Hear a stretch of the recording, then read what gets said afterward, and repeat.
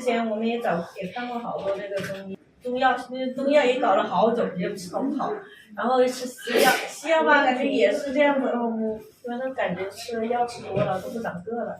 不怎么咳了，偶尔咳一声两声了。那后面又会感染又别的了，又咳一咳，又变严重一点。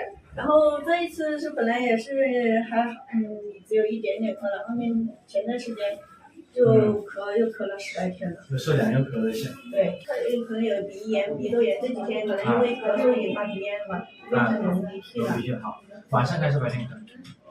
都咳。都咳。早上没有严重点。早上严重一点。早上严重点是鼻炎，它过敏性体质应该是这样。是的。所以引起的过敏性咳嗽。他之前可能是咳嗽引发了那个鼻炎，他体质的问题，是这个。来，寒体的，瘀火寒体，脾气比较大吧？暴躁。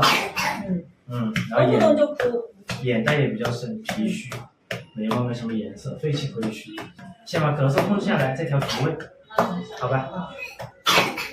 那就这样痰，就是每次都是痰多。怎么判断它是鼻后滴漏所引起来呢？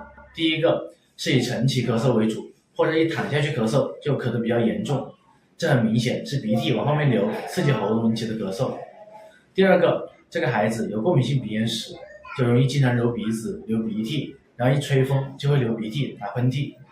治疗起来我们要针对鼻炎去下手，一般中医里面是用桂枝汤打底去治疗，然后把鼻窍通掉之后，把局部的那个鼻涕给收掉，那个鼻涕就不往后面流，刺激喉咙，就不会引起咳嗽了。